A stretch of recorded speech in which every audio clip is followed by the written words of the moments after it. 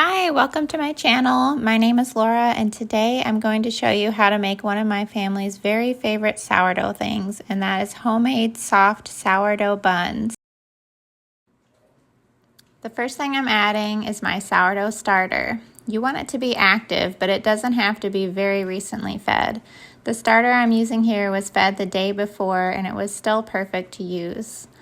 Also, to get the exact amounts for the ingredients, check the link for the full recipe in the description box. Next, I'm adding warm water. I love using this kettle I found on Amazon. We no longer have a microwave, so this really helps. I'll add a link for the kettle in the description box that you can check out if you're interested. Now I'm adding some room temperature butter, a little honey, and salt. Feel free to leave out the honey, but I do think it adds to the flavor of these buns without making them sweet.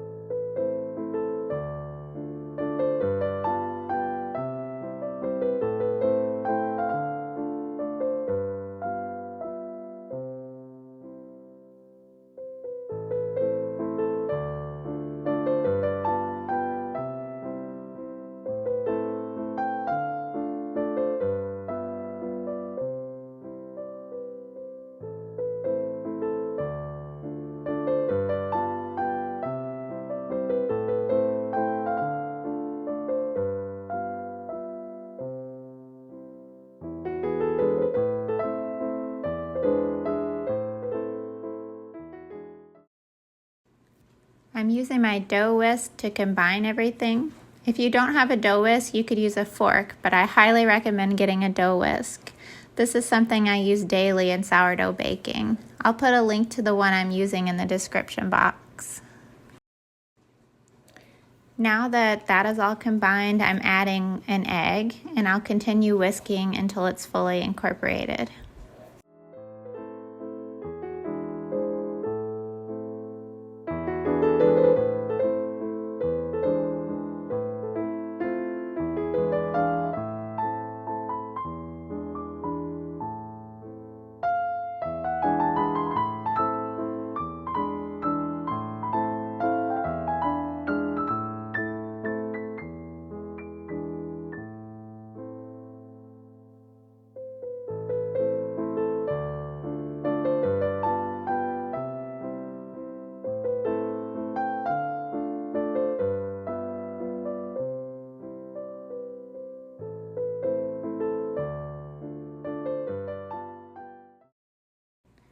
Now it's time to add the flour. Today I'm using the Organic Artisan Baker's Craft Plus from Central Milling. I really like this and I just started using it, but you can use whatever flour you have, all-purpose or bread flour. It'll all work just fine. Just know that you might need to adjust the hydration level by either reducing the water or increasing it. Depending on the flour that you're using, I've found that certain flours need a little bit less water and some need a little bit more, so you'll just have to get to know the flour that you're using. I'm just going to fully combine the dough with my whisk. Just make sure no dry flour remains in the bowl. Then cover it and set a timer for 1 hour.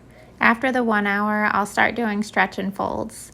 Just like with most sourdough recipes, you will do a total of 3 sets of stretch and folds over the course of a couple of hours, with 30 minutes in between each stretch and fold.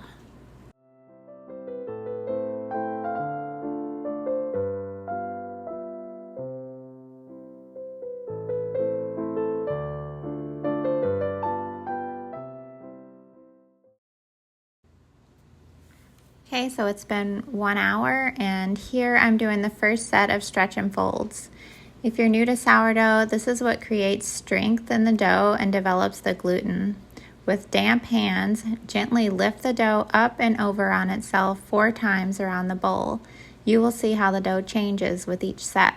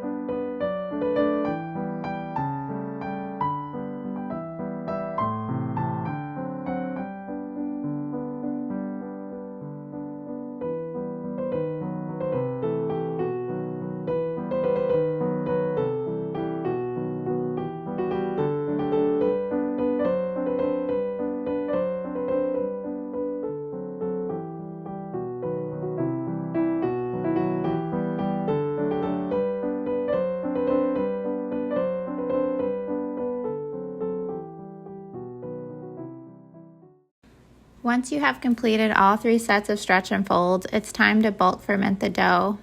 Let it sit at room temperature for several hours, depending on the temperature of your kitchen.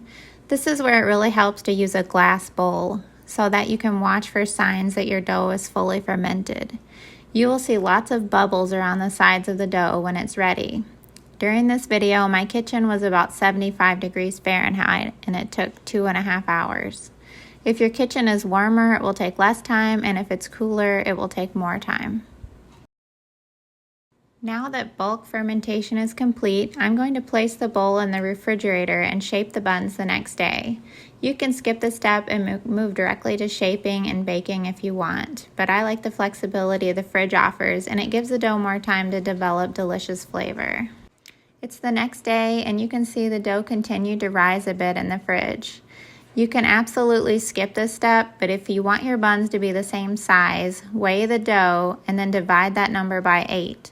Then weigh out each of your buns. But it's fine to just eyeball it and cut the dough into 8 pieces.